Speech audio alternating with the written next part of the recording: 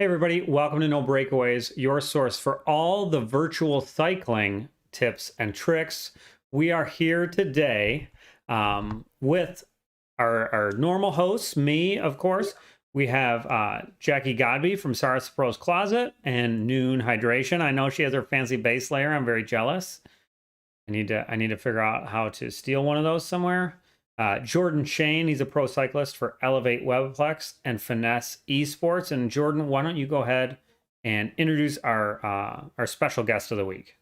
Yeah, so you'll notice that it wasn't Zwift tips and tricks this year. It's or this week. It's virtual cycling tips tricks. That's because we have a big player in the RGT community, Eric Hill. Eric is a man of many talents here. He's the manager and rider for the Project Echelon professional cycling team and a nonprofit organization. He's also the organizer of the Echelon race series on RGT, which was, correct me if I'm wrong, the big deal on RGT this winter and spring. So, welcome, Eric. How's it going? Yeah, no, thanks for having me, guys. I'm super excited to talk all things virtual. It's kind of crazy that we're doing it in August, but the season is certainly right around the corner, and we're hot and heavy with our planning right now for that. As we continue racing late season for in real life racing as well. So kind of trying to find that happy balance between all of those things, but life is good and I can't complain. And it's been really nice to be able to see so many of the people that like we've only seen on the other side of a screen for a year and a half in person over the last. There you go. Well, yeah. Well, so let's start off with you. Why don't we hear like about your background in cycling in real life to start with? How you got into racing and sort of Yeah, what led you to this point. yeah. So started out as a collegiate runner. Everybody's heard the joke that every North American cyclist is a runner, or a good number of us are. And I am no different. I was a steeple chaser and was doing a last chance meet to qualify for nationals and slipped on a water barrier and ended up suffering from a hernia. At the time, one of my biggest competitors was actually Matthew Boucher, and he was starting to dabble in competitive racing and actually gotten his first pro contract after winning a couple races at Tour of Dairyland. Kind of turned me on to racing bikes, and I really haven't looked back since. Got to a point where I wanted to get to bigger and better races, and was kind of in that crux when like we were going from where there was 15 pro teams out there, and we were narrowing down to like six, and didn't see opportunity for myself where I wanted it, and decided that I was going to kind of take matters into my own hands and start my own program. So that turned out to be Project Echelon, which is a veterans nonprofit organization that empowers veterans through physical activity.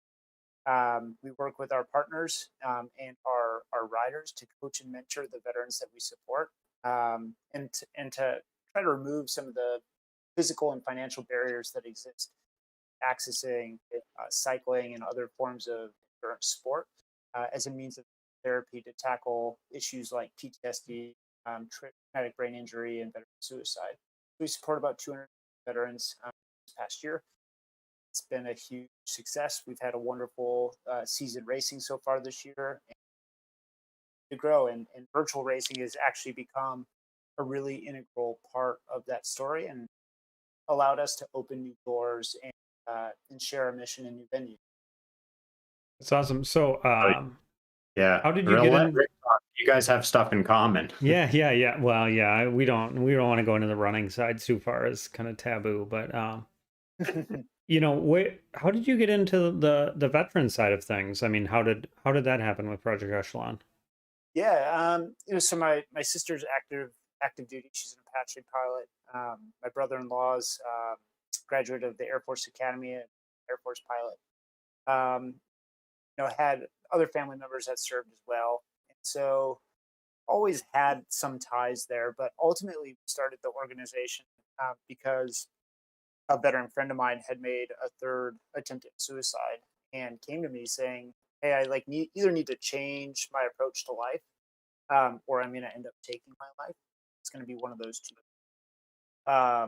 And at the time, I was racing for a larger regional team But like I said, knew I wanted to kind of go to that next level.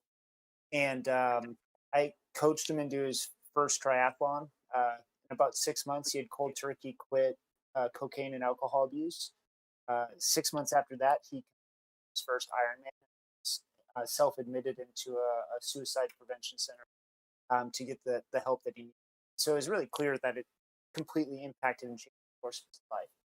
And after those experiences, he came back and said, "We need more people like you." Together, we came up with this concept of a team of people, 15 guys on our roster, could work as coaches and mentors like I did for him. And through that, we could create a platform with bike sponsors, shoe sponsors, whatever, to again remove those barriers, right training, support with nutrition plans, help them navigate travel and race entry, all those things that like exist as barriers that all of us probably on this call, all the people listening, had somebody that helped them to overcome that initial barrier to get started. So many of our veterans need that. They don't know they need it, but like once they start engaging in it, it gives them like, it gives them purpose, it gives them structure, really helps them navigate some of the issues that they're going with. Good is virtual cycling as a tool for that onboarding? Like, talk about removing Yeah. barriers. Yeah, no, it's absolutely incredible. And Saris is actually a sponsor of Project Echelon. They've been with us for a good amount of time, and largely because of the ability to build confidence and fitness in our veteran community. I mean, they're not ready to go out on the road. Actually, for a lot of our guys, getting buzzed by a car is a trigger. They just can't do it. So, virtual racing for some of them is the only avenue to riding a bike that they can experience. Others that have, maybe traumatic brain injury, struggle with vestibular balance, if they don't have a tricycle or adaptive device, again, like riding a stable allows them to do that. But with the evolution of virtual riding and virtual racing, it's also allowed us to build community ways that we never really thought was possible. We have veterans in Alaska that are friends with and riding with active service members in Germany or Italy, like friends. They do it on a weekly basis, and they've planned trips to meet each other in person for the first time next year. And like that just wasn't possible 4 years, 5 years. That wasn't really even a concept. And now it's to a point where sport has brought them together. Virtual platforms have allowed them to do it, um, and it again, with the racing side of it too, it's open doors to every type of person, whether you're competitive or whether you're we share and talk about our experience the same way. Again, just open to avenues for conversation and community building that we haven't had in the past. Well, and maybe we can move into the next segment on this is like obviously nothing on the scale of veterans, but yeah, your organization had a big impact on my life during the pandemic in a positive way because you started the Echelon Racing League on Zwift and invited the pro teams in North America to race there. Pretty dark place before that, personally, because there was no racing in sight, and I hadn't talked to my Elevate teammates in months and months. There was no, Yeah. positivity, no reason to. And all of a sudden there was this like replica of the races we were doing in real life. And like we got everybody onto Zwift and we kicked everybody's butts for like a month before we did I guess Gila was the first one we did. And all of Yeah. a sudden we were jamming again. And so that was really positive. And that's why probably I'm on this show actually, is like that reignited Zwift and certainly started me Zwift racing. So super Well, positive. well, So we Jordan, can, it helped you overcome an injury too. yeah, Right? I right. mean, you had broken your arm, if I remember right. Yeah, It was worse just than like, that. how am I Yeah, going to I get back shattered a to? bunch of ribs and punctured a lung, and yeah, I wasn't Yeah. sure I'd ever race again. And I think it made it a lot easier to race again for the first time virtually, and like feel that I still wanted to do it because of of all the other factors without the risk of, breaking myself again. So yeah, man, it was huge. It was huge. No, So yeah, that was an incredible time, and I don't know if now's the time for us to start talking about the inception of that and how it all yeah. happened, but I think that's one of the things that I'm most proud of the Echelon Racing, as we're known, is to know that there's people that are in the sport today, and there's actually teams. I've heard from team directors, teams that are still in the sport today because of what we decided to. For there were teams that basically their sponsors were going to pull out. They're like, we're struggling. We don't have the finances. We're laying people off. And ROI to like our team showed up in Velo News like 3 times the amount that we did team last year. But like that's a lot of value, a lot of visibility. That's a lot of tangible content to bring to somebody where everything else around you seems apart. We heard Yeah. from a multitude of teams and riders that they felt that, and so more so than like the pat on the back, just knowing that again, I like to think our organization is very philanthropic, and that's our goal. Just knowing we've had that impact on people. Yeah. Well, it opened certainly elevates eyes, but also my eyes to like the scale of esport because I remember talking to Paul, my director, and I think that Joe Martin stage race had like something like 90,000 people interact with it over the weekend, something like that. And he said, well, the only time we've gotten more viewership in a weekend than that was the Tour of Utah. All the other races, you could pretty much stack them up and they wouldn't get that high. So like, it's a big deal. And so why don't you tell us like why did you start it? How did you start it? I'm sure it was Yeah, a no. real So I mean, if I yeah. can hop in a little bit, Yeah, Yeah. please do, Rick. so I don't even know, like you're talking about the pro races and stuff. Um, so I mean, I wasn't even aware of, like, I know you're doing Project Echelon on RGT, and that was like a huge deal. You got tons of people. Jackie won everything. But like the pro side of things, when it started, talk about the genesis of that, please, and Yeah. who participated. Yeah. I mean, Jackie, were you in that as well? Okay. Yeah, Jackie. Yeah, you didn't start until Triple X joined the Echelon Racing League. So I mean, this started in March of 2020. Oh, I mean, so essentially we got home from team camp where we had just won um for the Southern Highlands. And literally we're in the airport when we learned that, there's going to be this thing where we had to all wear masks to get home. And if our flights were delayed, we weren't going to. Like it was in that moment where we started texting each other like, "Hey guys, this might be the last time we see each other for a while." And essentially, I mean, basically 3 days later, the country shut down. 2 weeks after that, we started getting notices that racing was basically on hold indefinitely. It just had no idea. Which for me meant, one, as Jordan said, like both physical and mental wellness for my riders, which is extremely important. And then feeling connected and a part of the community. But two, as I mentioned earlier, racing and traveling to these different communities across the country is our platform for sharing our mission of it. Like that is when we go to VFWs, to VAs, and to lunch and learns at businesses, whatever it is. Like that's how we connect. And so if racing is gone, our avenue for gone as well. I also knew that in order for this sport, which is we all know, volatile, for us, for me, for our team to be relevant, we need every other team in the country to remain relevant and around as well. Like if I have nobody to race against, there's no reason to have a team.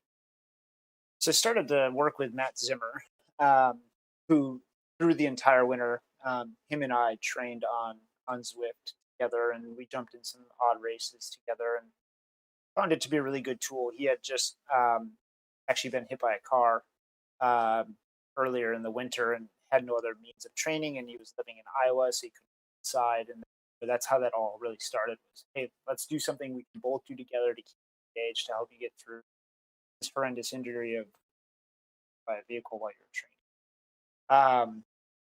And we conceptualized this idea of let's use meetups on Zwift. to just like to hold a race, and we want to do it with people that we know. We got sick of getting beat by Joe Schmo. Like I want to know who's on the other side, and like Jordan, Jacquie can tell you like we pull up to the line, we can look at who's there and say, all right, like that's 3 people I'm watching today. You know, we wanted to be able to have that feeling.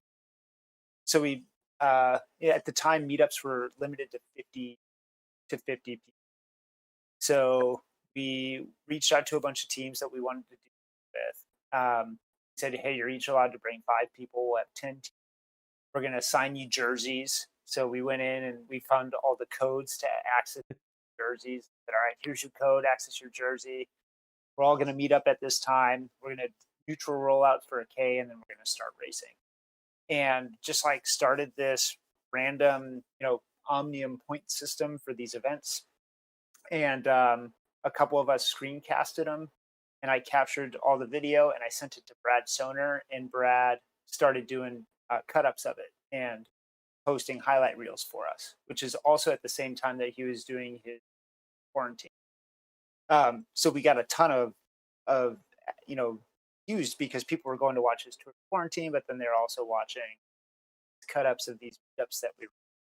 Well, it ended up getting to a point where we were pushing their meetup servers a little too hard, and I got in contact with Nathan Guerra, and I said, Nathan, like we need to put an in real life race on. Can you help me? Nathan, I've known since I was 15 years old. He lives 5 miles away. Are you in Wisconsin? I am, yeah. I'm in Rockford, Illinois. So okay, we're close. Yeah. So I mean, pretty easy connection to make there. And he's like, dude, I don't know, how, like, I don't know if I have enough pull for that to get you official events. So I went ahead and I went to teams and said, hey, Zwift is going to give us some official events. We want you to participate. Zwift never did that, by the way. They didn't give us official events, but I knew that if I could go and get every pro team that I knew in the country to say, yep, we'll race with you, that if I went to Zwift, they would say, yeah, we'll put on an official event for you. So I kind of backdoored it, because then I went to Zwift before I got all the commitments from the teams and said the same thing to them. They both agreed eventually, and we were able to make it happen. So we had these official events that were going on. I was able to get access to courses that were locked. So we were able to, then once that happened, I had the idea of, okay, well, the stakeholder group that is missing from all of this is race promoters. And if we don't have race promoters being able to represent their community, their sponsors, and then we don't have races, then none of this matters either. So that's when I reached out to Stuart Lamp and Chuck Hodge at USA Cycling and asked them to help me to get Redlands Bicycle Classic, Tour and Joe Martin Stage Race, all of which we're more than happy to do. So we collaborated together to put 3 stage races together on Zwift, identifying courses that somewhat mimicked their stages, and put a series of 3 stage races together that were announced by Nathan Guerra and Dave Tolley, that were live streamed and ended up getting a lot of traction, getting a number of pro teams. We got some world tour riders to participate, and it was a blast, and it was a massive success. And our last one was at the end of June. It was Joe Martin Stage Race, which Jordan won. So Jordan gets to start in the yellow jersey this year at the In Real Life Joe Martin Stage Race as a result. I still can't believe that. Like, it's so weird, but I'll take it. Yeah. So we were even able to get to the point where there were real life implications of virtual racing. And so that's where our interaction with Zwift actually ends. So before we go on to the next chapter of the story, let's dig into that, because a lot happened in a really short period of time, and I still to this day can't really off. Yeah. Well, it was something, and it gathered so much momentum, because I remember watching the Redlands and I was like, oh, this is going to be silly. Like, I don't know. And this is a question I want to ask about your riders on Echelon is like, all the guys on our team was like, I can't believe any professional bike rider would deign to race on Zwift. Like, going to be a joke. Everybody's going to use a drill on their trainer to do 1,000 watts the whole time. But then we watched it and it was like, hey, those are the guys we know and they're racing and it looks pretty legit. And I said to the guys, like, we got to do this. Like you said, I don't think we're going to have a bike team anymore. Or we're all going to be like 200 pounds by the end of the year because we won't ride it all. At this point, I want to throw out, the Joe Martin stage race was my first ever like introduction to professional bike racing. Team Vision brought me on for that. Okay. And so I was coming from the opposite direction of being like, I was fangirling at the line, being like, oh my God, I recognize these people. Like fingers crossed for a not dead last. And so, just coming sort of from the other direction and being like, oh my God, like Jacquie Herring, you're like amazing at triathlon. Like I get to be on the same course as you. This is so cool. Yeah. Really opening up other avenues from the other direction as well. I need to backtrack a little bit too. Because the first race that we put on was Redlands Bicycle Classic. And at that point, it was literally myself and Matt Zimmer facilitating. Really didn't know what we were doing, and it was a men's only. It was a success, but as you can imagine, I got quite a bit of pushback for only having a men's race.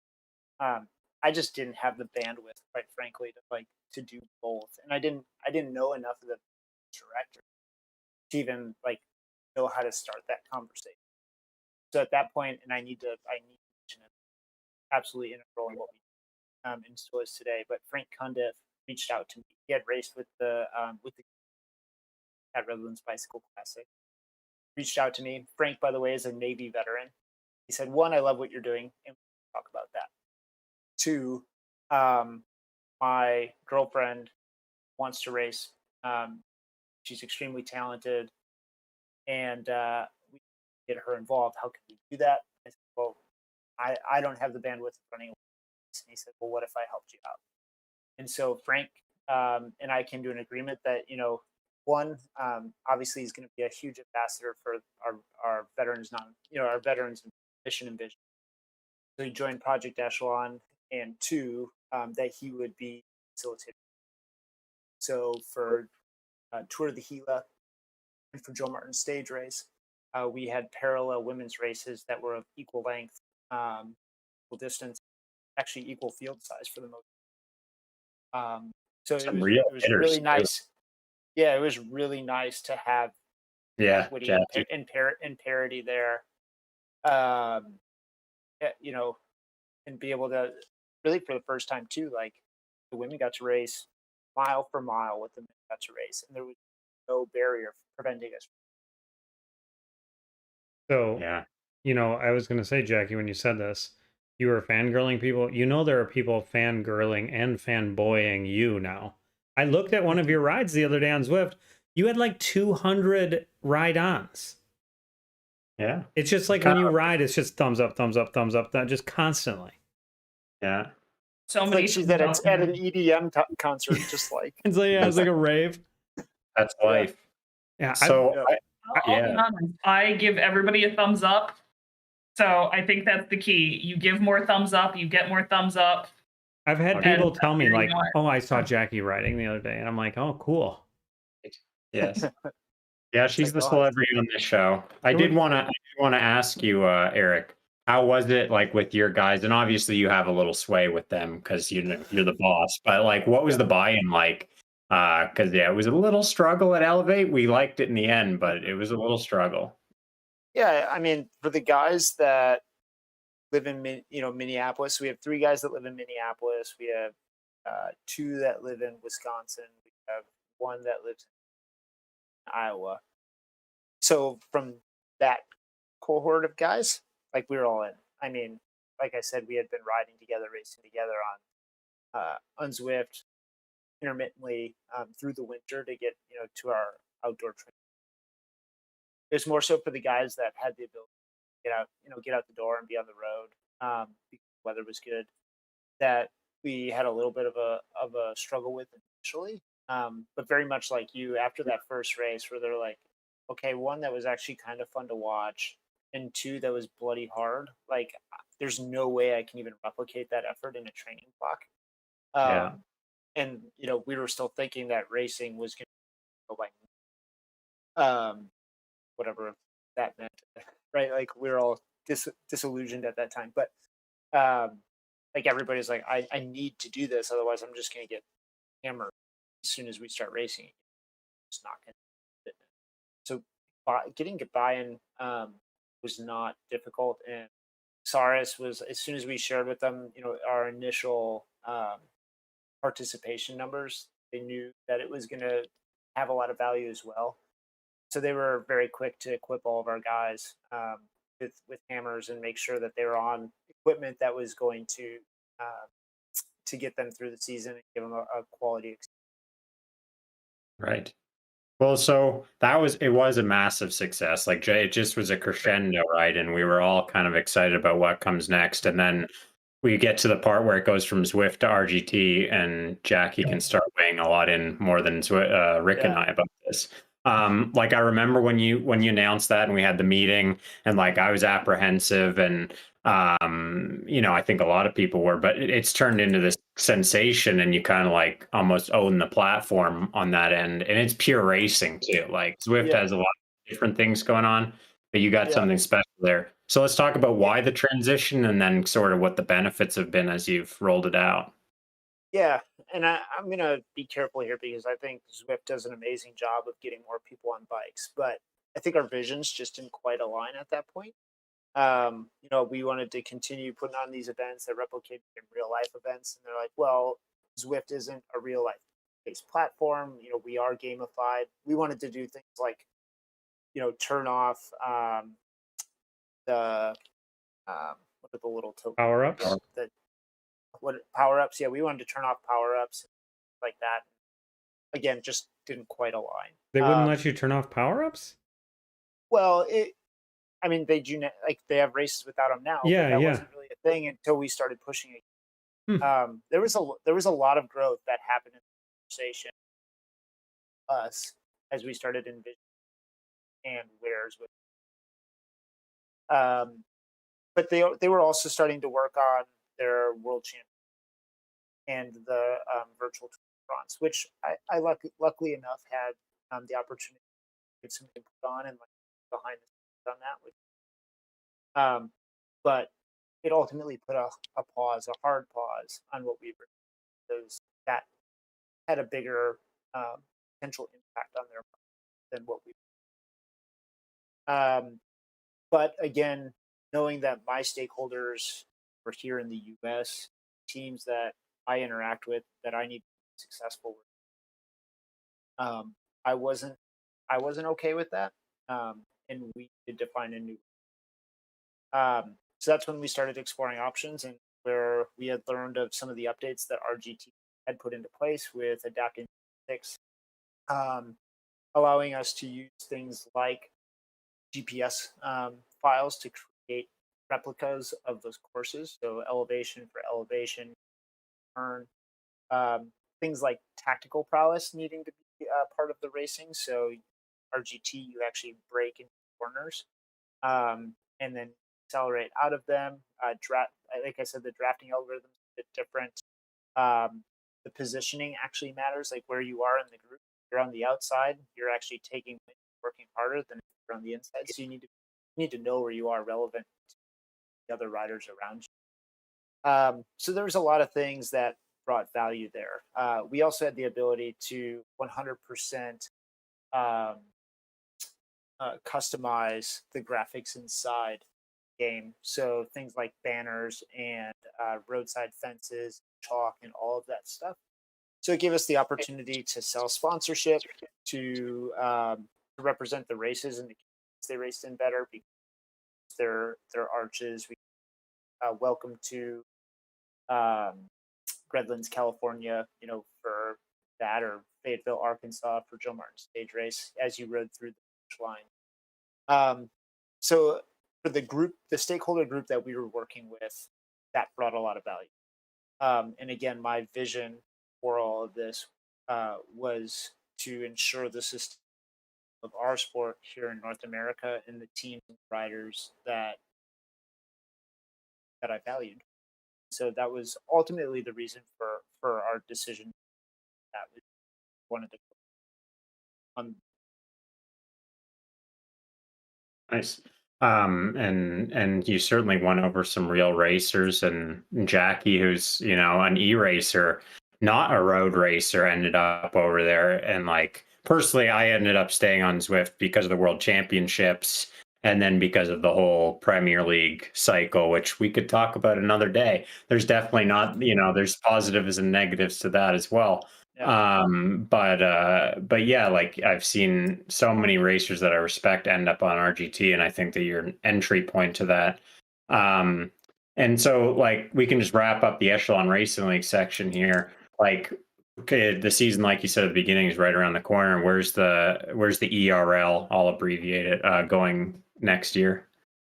Yeah, so we actually have had meetings with our broadcast and production team. We're really excited to have Frankie Andreu, Brad Soner, and we'll have a female announcer that we officially announced yet, but that will be a part of it as well. So we're looking forward to that.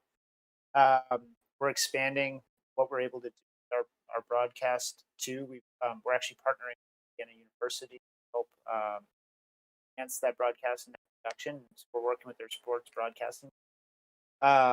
And we'll be able to pull in a lot more social media elements, do things like take virtual wagers on riders as they near the finish line and stuff like that. So Wait, that'll be really cool. We're gonna be able to bet on it. You just got Rick's in. I'm in. I mean, you can't officially bet. We're not in Europe, so we have to be a little bit careful. But you can fake bet. Yeah, With the right VPN, maybe. Yeah, there you go. All right, Jordan, don't get me in trouble. Well, so where do you? I'm gonna skip around. I'm sorry. Yeah. Where do you watch the broadcast at? Where do you consume this? Yeah, so Facebook Live is going to continue to be one of our primary outlets. Continue to push to YouTube as well. However, we've also partnered with Aggregate Media in sports television. So both of which distribute to Apple TV, Roku, Samsung, and a few others. We started working with ESTV at the conclusion of Echelon Racing League last year. And they actually did a lot of replays of the work that we were doing in Europe and in Asia. We had a huge audience that ended up following us and had over 2 million viewers of those events, or over 35,000 hours watched last 4 months. So it's pretty unbelievable. You're literally big in Japan. So I know.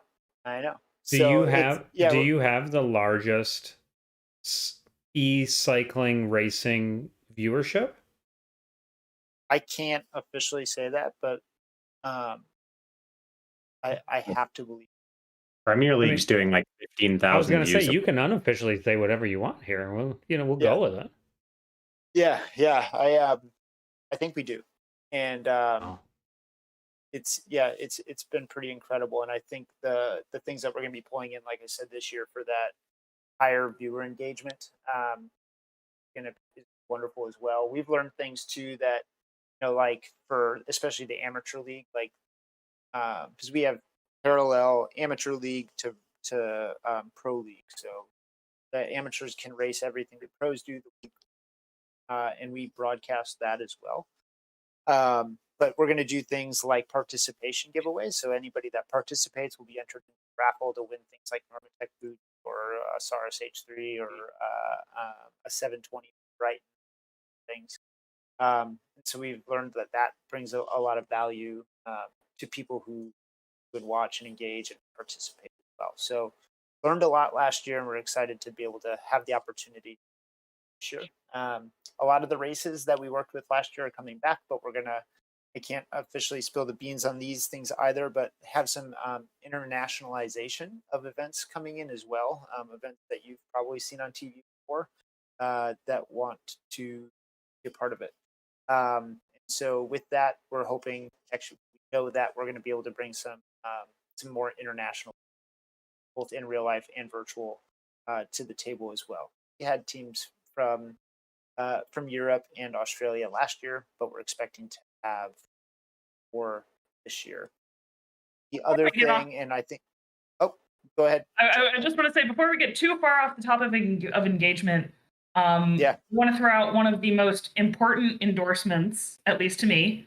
My parents, they, courtesy of watching RGT, particularly when I went home over the holidays, I think that, and the way you engaged viewership and the way you guys were able to do replays and really explain, the strategy of the courses and show off the real courses, for them, that actually really turned watching these races and, kind of supporting me of like, oh, that's nice. You do this racing to like really enjoying it. Like they would come down to the basement and like set up camp and cheer me on. And like, even when I went home, like they would live stream it and like be on with me. And so, that for them, that was great because it got them to engage in the sport. It got them to enjoyment. And, I really got the appreciation of my parents, which meant a lot to me. So just want to throw that out there. Like I said, the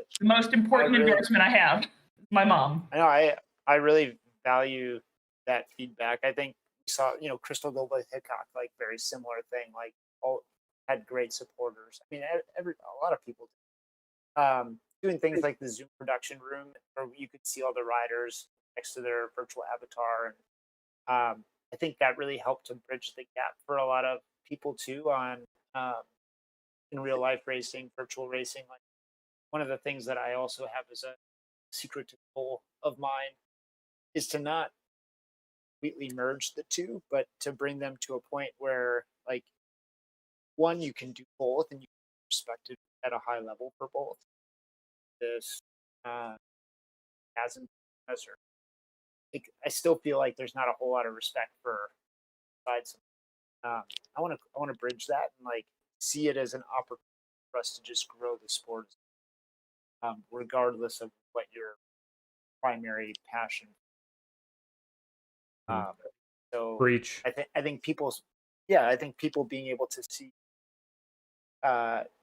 to see you find that success and be able to talk about it and be able to watch it, I think that helps it.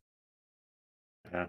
Well, so we've already talked about a lot of the benefits of RGT, like the drafting physics, the courses. You covered most of the technical aspects that make it appeal.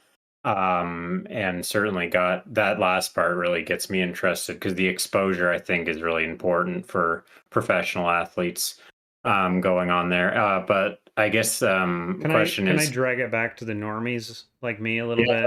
I just ate my ice cream, so I'm keeping Cat B. You people I can ride your 5 watts per kilo, but I get my ice cream every night. So like in RGT, one of the things that I personally like about Zwift is just the ability to kind of like learn the ins and outs of the game. I mean, that's why the channel exists. Zwift Tips and Tricks. I actually kind of regretted naming it Zwift Racing Tips and Tricks after I named it. But in RGT, you're talking about some of those things. Like, I guess one, are the tactics, does it remind you more of real life? And can you expand a little bit on like what are the main things that you need to get good at in RGT to be a good racer? Because I know the Zwift stuff, but like in RGT, what do you have to be good at? And just talk me through. I'm gonna let Jackie talk about that first because she's amazing in both platforms. I suck at Zwift, and I'm good at like RGT. I told Jordan I won my first Zwift race ever on Monday. It was raining cats and dogs here. I jumped on. I won out of a group of 62, and I literally was floored. I couldn't. Something's wrong with me. I need to calibrate my power meter or something. So I want Jackie to talk about that because she understands the nuances better than I do between the two. Thank you. So RGT, I think, is really a different beast when it comes to racing compared to Zwift. I think a lot of times, we go back to saying Zwift is very often this sort of FTP sufferfest followed by a sprint at the end. There's very little accelerations. There's very few rests unless you're going down a hill. It's very sort of this high level all the time until you get to a hill, and then it's a higher level, and then it's a sprint for the finish. And one of the things I really like about RGT is, the emphasis on dynamic braking into turns. And I've hit on this a couple times as something I would love to see integrated into Zwift, because I think it makes races punchier. You have to be much more strategic about when to save your watts, going into a turn. And then you get to be more strategic and punchier and sprintier coming out of a turn to get back up to speed, to punish the people at the back of the draft, to try to kick them off. So we're starting to see a little bit more of that road racing feel in terms of ups and downs. When do I rest? When do I sprint? How long do I recover?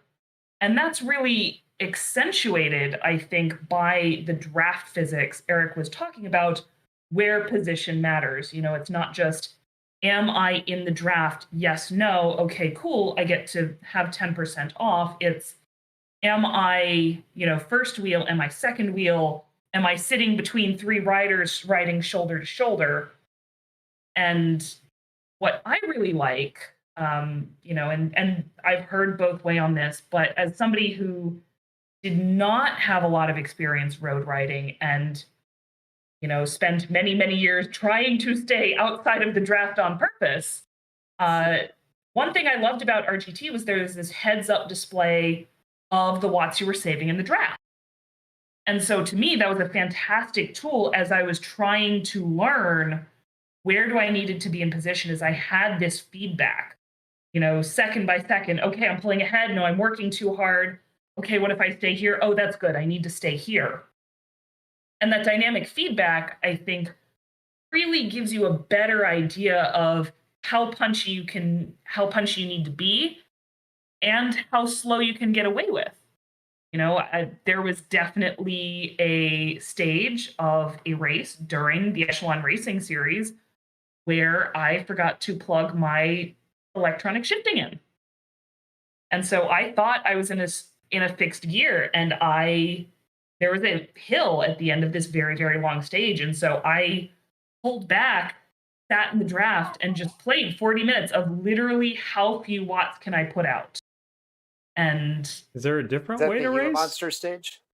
what? They're different. Yeah, Rick's a master draft. I think you'd love RGT though, Rick. I enjoyed it when I did it with I Tom. think RGT would be a fantastic platform for you. Okay, yeah.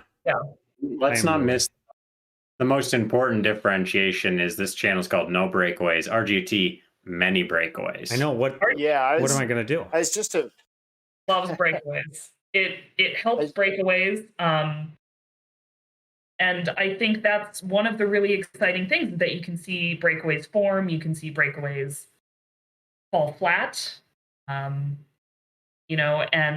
because you have the draft pack physics, a larger pack has a comparative advantage against those three breakaways, particularly when it comes to a hill. So I think you are thinking a lot more tactically about who's up the road, who's with me. Okay, there's a turn coming up ahead. When do I start slowing down? How much do I speed up after? Rather than just saying, okay, am I in the draft or not? So there's a lot more going on up here. And for me, that really does make more fun racing, even if it's more painful because I have to do a lot more sprinting. Right. Sorry, Eric, Right. you tried to chime in there a couple times. No, I had to. You already kind of hit it, but I had to laugh when I saw the title of No Breakaways. I was like, well, that's kind of the opposite of RGT. The intention of it is to make that type of racing possible. And Jackie, you didn't have teammates very often in the Echelon Racing League. You had 2 or 3 at most. But most of our teams raced with a full squad of 6. And team tactics were most certainly sending 2 up at a time, and then having back a lead out was actually a thing.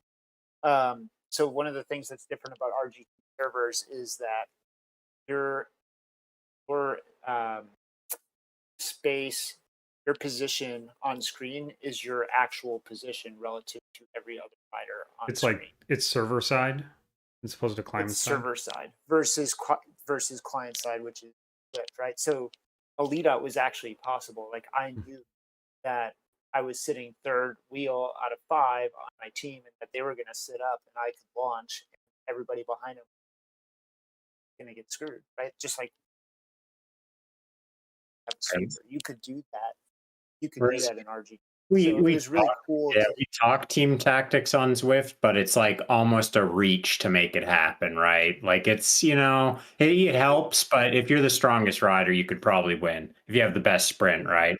But on RGT, like you watch those races and it's like real, it's very hard to win solo. I mean, not for Jackie, but it's very hard to win solo against a team of 6. So but in real life.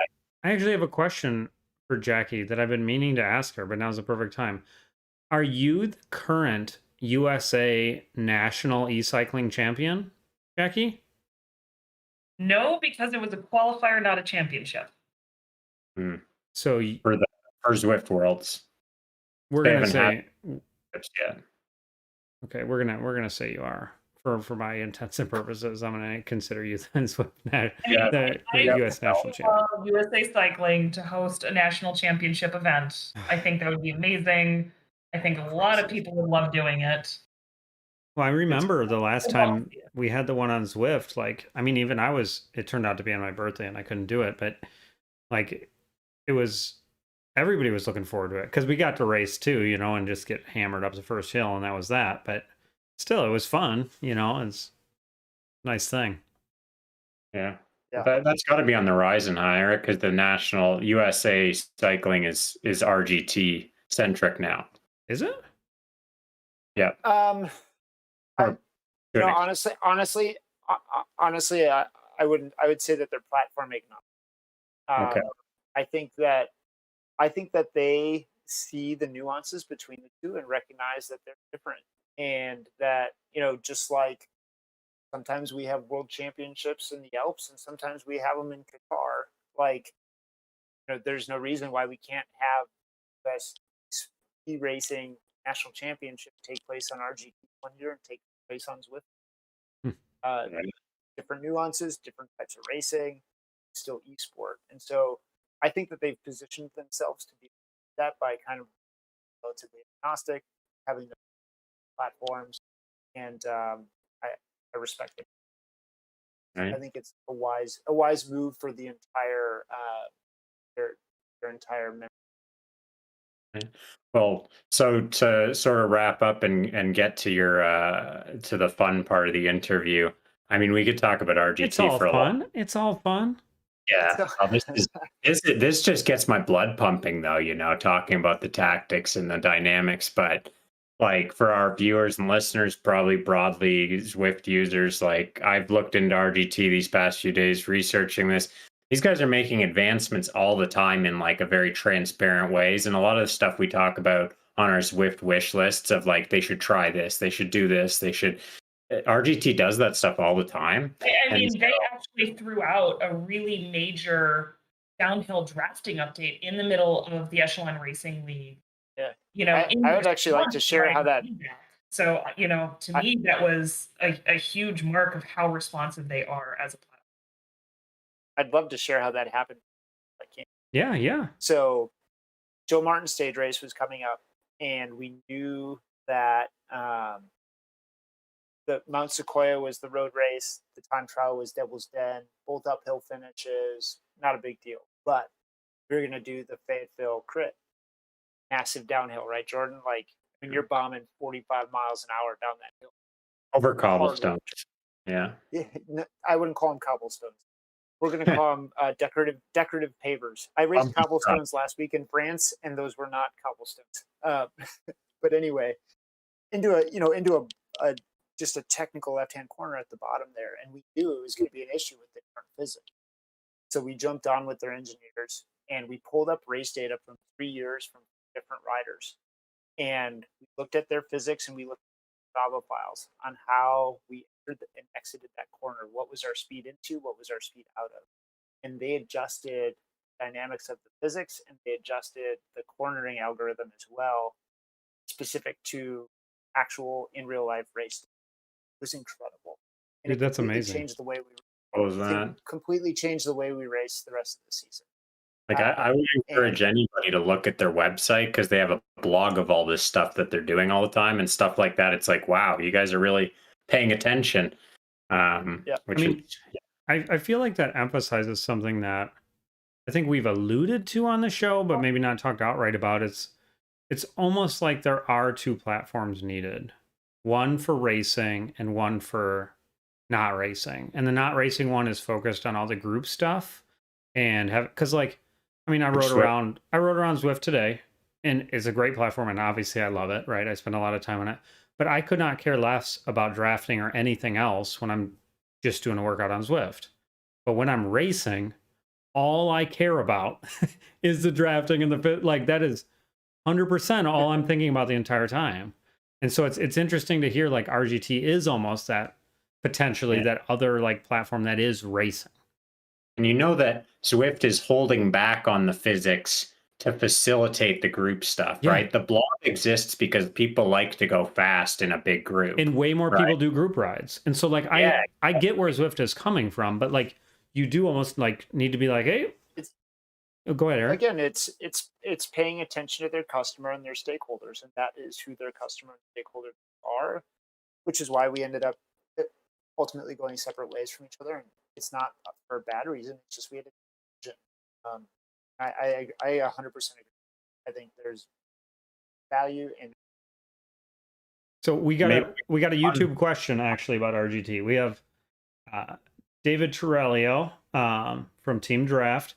He asked the red numbers on there that's breaking on RGT. Yeah, so the red numbers is essentially saying that you can put out as much power as you want right now. It's not going to. So it either means that you're braking or you're putting out power that is not going to. That makes sense. Okay, yeah, that's cool. That's interesting. So like there's times where, because remember I said position matters. There's times where you're boxed in. You can put out 500 watts if you want. You're not moving. You can't ride through somebody. There's physically like there's a virtual wall there. You got to wait till the gap opens. I know Jackie, the Tidco girls played some games with you in one of the races and kind of put you in a position of difficulty by doing that. Coalescing around her sent Kristen Faulkner up the road, and Jackie had to play pace for a while to get there. But it was a great tactic. Can I? So you're telling me that the Tibco women were playing team tactics against specifically Jackie? Was it all Tibco and one Jackie, right? That's pretty impressive, Jackie. Like that's a flex right there. Yeah, always a flex. She put on a clinic the first day, so I don't think they were too stoked about that. Poor Jackie. If you can't see this on the podcast, which obviously you cannot, Jackie is embarrassed right now because the Tibco women was Lauren Stevens there too, boxing you in, the U.S. national champion? She was. Oh, look, let's see how many more shades red did she go. Okay. We just need to have like a light that goes on Jackie flex of the episode. I know. There's always one. This honestly comes back down to, it was really, I think it was the first time Tibco had come out to a team for the league. And so there was a lot of relative inexperience with, sort of the tips and tricks of RGT. Like, how do you do corners? Like, when do you go fast? And at that point, I was just more comfortable with what was going on, we spend this whole podcast talking about the tips and tricks and how, that gains you half a second here, you save 100 watts there. I knew to watch for when the red numbers would pop up and tell me that my automatic braking was going on. And it really is those tips and tricks that just add up. And then you're like, oh, hey, here's a gap. I'm going to take advantage of that gap. Or, oh, wait, I'm boxed in. Well, crap. Okay, what do I do? And it's that sort of dynamic problem solving. And there's definitely a learning curve. I mean, I think to Eric, your point, you were talking about closing that gap a little bit. I feel like if you get on and you take the racing seriously on either platform, like you learn, and I mean, I've never raced outside, so like, what do I know about it? But it's not like a joke when you're inside, which, you know, you see that's like anybody, like even my friends who I know well, they're like, oh, but really you got to go outside to do this and that. And it's like, well, okay. But you know, like if you take it seriously, it's a serious form of racing. It takes a lot of skill. It's not, you know. Yeah, and I had some. I was talking to Rick about some U23 coaching clients I have that are they're very talented, but they obviously started the sport in a time where they couldn't race. So they were the strong. I used to tell them, "You two are the best Cat 4s in the world right now. You'd win the Cat 4 World Championship on power." But they entered the BC Cycling RGT series this spring. And that was their first taste of tactics. Like, I know it's not the same as the road physically or tactically, but it does have an interplay in it that you don't have in Zwift, where you have to make decisions all the time. And that's been really positive. And they had to go up against a hitter in Matt Usborne, who, I mean, that platform inside and out. Jordan's teammate of the men's side. Yeah, he's my adversary this weekend on the road. But is he still on Finesse, Jordan? Yeah. But we're on different in real life teams, obviously, and we'll be racing. Racing this weekend. Oh, okay. Yeah. Where are you at? In British Columbia, here closer to Vancouver. So it's a good hilly course. Probably favors Matt as a punchy rider, but we'll give it a good go. Oh, this is a Canadian race. He's not, because he races for the Above Cancer team, right? He's a beyond, so we don't in the big pro races, but this will be a good one. Anyway, yeah. So it's been beneficial, and I think Rick, we got to do a broadcast where we do our first RGT race. Let's do it. And we can just be buffoons on there, and everybody will laugh at us. We can box Jackie in after she laps us, or laps me at least. I'll help you out. Cool. But I got to bring John on then. If we're doing RGT, I got to bring John, because he also has the technical skill, and he actually won. He won a race on Echelon. So I joke with him now. I'm like, man, you know, you have a victory under your belt. Like, got this. Yeah. And again, it was because he had prior experience on RGT, and you know, the first race was a loop, and there were a whole bunch of guys that tried to put in 1,200 watts with 400 meters to go around this turn, and he was just like, no, like, you can go 200 max. I'll save it. And then he had the legs left to go to the sprint, whereas everybody else was like, had done 1,200 watts with nothing to show for it. Yeah. To make a good segue here, that's a cycling mess up. Now for the final part of this show, we're going to talk about Eric Hill's 3 biggest cycling mess ups over his large career. We could even talk running mess ups. This guy's done it all. So up to you, Eric. Indoor, outdoor, whatever you'd like. Silly, crazy. All right. Well, I'm going to struggle with 3, but the one I almost have to tell. North Star Grand Prix race doesn't exist anymore, so it never got to that race. I'm sorry, but it was a gem of the Midwest for sure.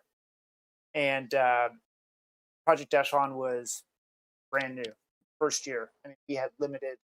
You know, I literally had a trailer that was falling apart that I had to rebuild that was donated to us. I had a van that had a gas tank with a leak in it that I used Flex Seal tape to hold gasoline in the tank. It was a shoestring operation. I'm going to say that, but we had guys and we had passion, and like we were getting into races. So we got invited to this race, and we show up, 2 nights before, like everybody does. And,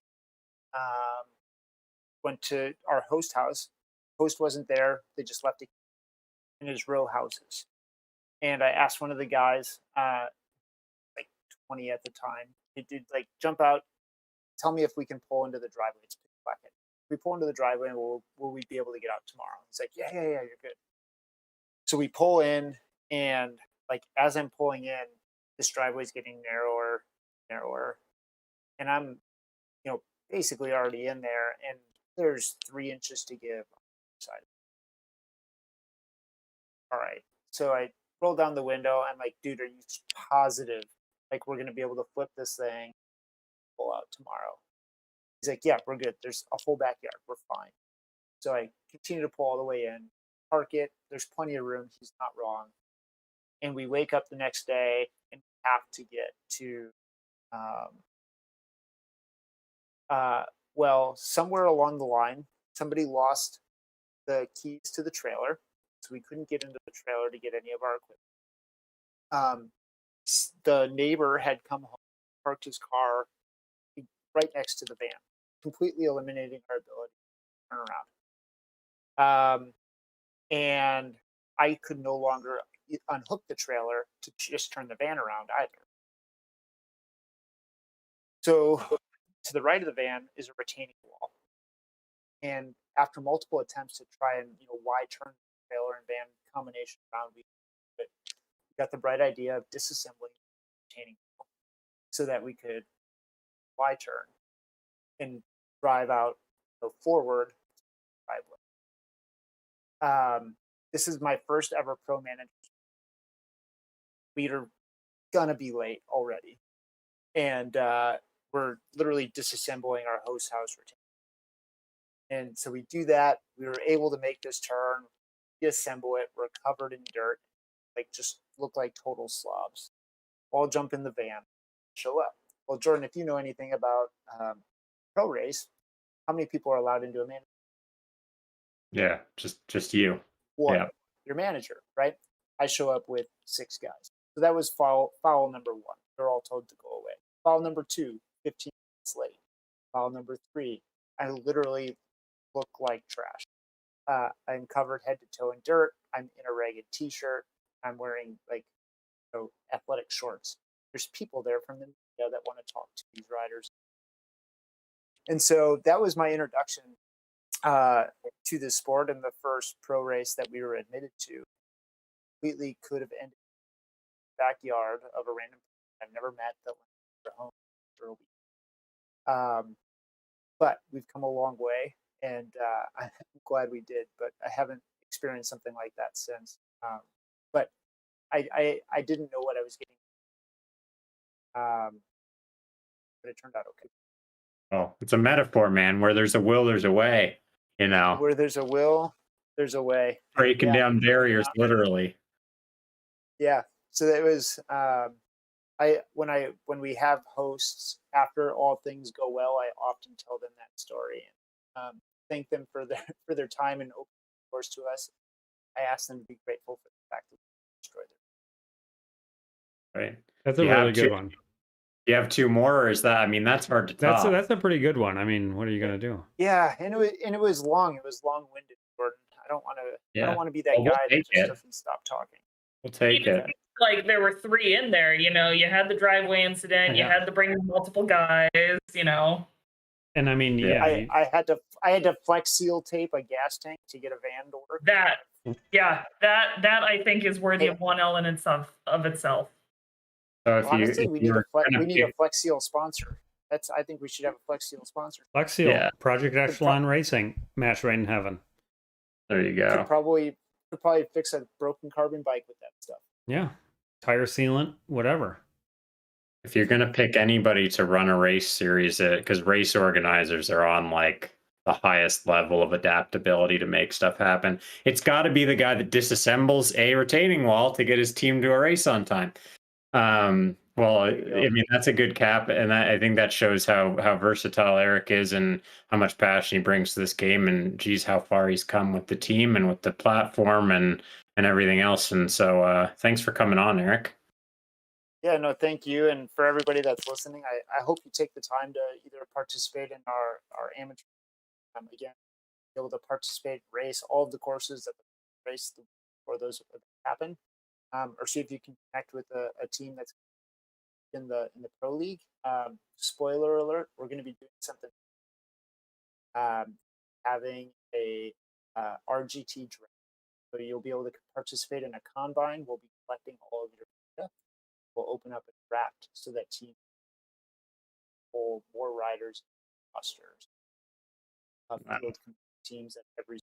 So we're trying to change the game, trying to be innovative, and learn from our counterparts in sports around us. It gets more and more interesting. As long as there's not a vertical leap, I'm in, because I'm not, or a bench press actually. All right, so they all involve a bike, Jordan. How do we find out where to sign up for the Echelon Racing League this year, Eric?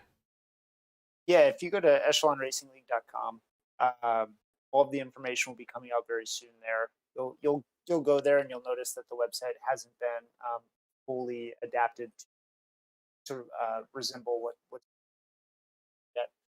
We're still working on modifying the website and getting it up to date, but wanting to make sure our partnerships and branding are in line. So put that in your browser, save it. You can add your name to our contact list and you'll get updates, and we'll send you registration. And if we follow you at Project Echelon Racing on Instagram, are you going to post updates there too? Project Echelon Racing, or go to Instagram at Echelon Racing. We have our own Instagram. Awesome. Great. I feel like that was a very organic way to plug all that stuff. So I feel really good about that transition there. You're a pro, Rick. I know. I feel really good there.